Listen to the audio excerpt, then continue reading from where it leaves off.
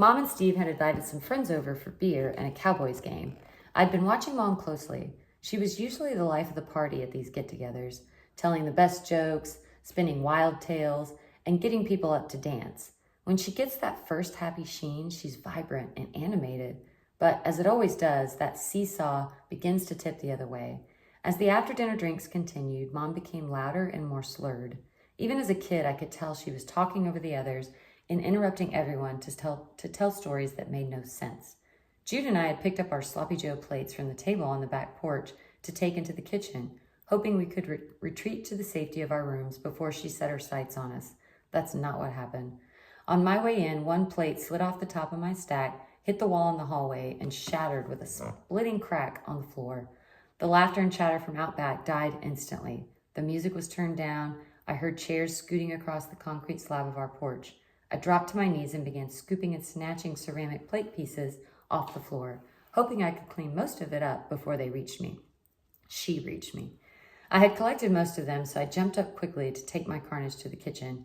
But when I did, I stepped down hard with all my weight on a big shard, and it immediately cut into the tender underbelly of my bare foot. The unexpected pain of it had shot through my nerves and made me drop my handful of shards, which clattered even louder in the silence and only broke into further pieces. Damn it, I shouted in pain before my brain could stop me. As I stared, paralyzed for a moment at the shards on the floor, I knew I'd done it. I'd broken things Mom works very hard to buy. I'd made a mess. I'd banged myself up. And to top all that stupidness off, I'd just spoken like trailer trash. I was so deep I started to cry far more out of fear than pain and anger. Hot, seething anger. As I sit on the toilet and mash more red wads onto my zombie foot, I am infuriated with myself. Staring at the dumb swirls on the yellow floor, I now only see angry faces, eyebrows pitched down, gnarled teeth. Mom eventually pushes the bathroom door open and slumps onto the doorframe. She is a thin waif of a woman, her skin leathered from weekend afternoons spent sitting in a trifold lawn chair in the backyard, oiling herself up with one hand, beer in the other. Her once beautiful face is now marred with cracks and wrinkles from a lifetime of smoking and drinking. Her stringy dyed hair spills out of a messy clip on top of her head, and her mascara is smudged under her eyes, but it only seems to make them more piercing. Mom leans back and lets her head hit the door of the bathroom with a thump. When she takes it off, it's swimming slightly on her shoulders. I'm sorry, Mom. I stammer, then sniff. I don't look at the cut, just mash harder. I already know the words that are going to come out of her mouth.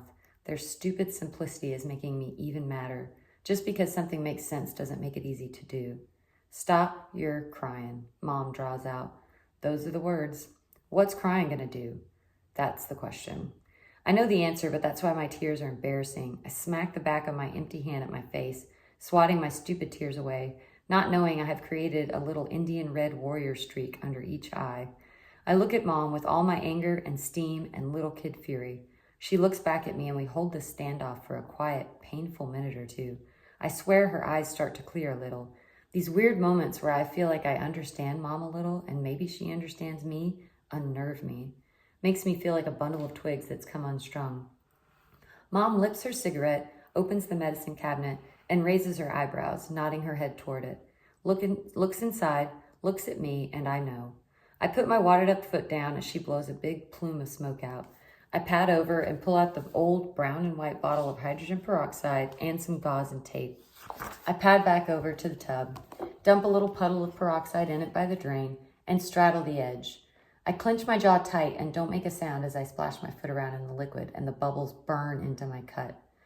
When you're bandaged, clean the floor in here, then the hall, then the kitchen. A long pause, then yourself, as Mom finishes her glass, eyes still on me. I see her mouth tug ever so slightly at the corners. Is that a smile?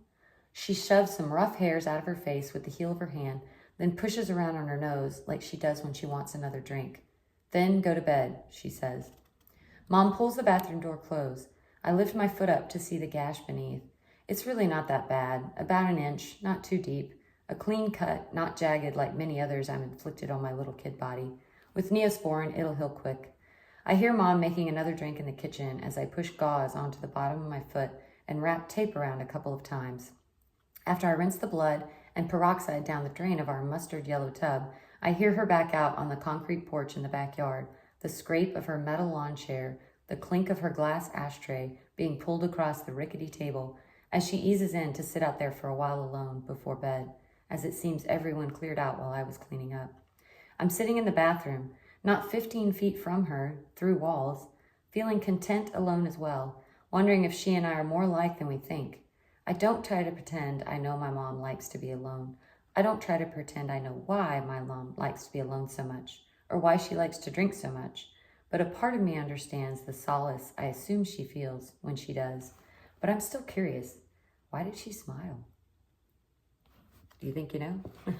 That's the end of chapter 2. The Warrior.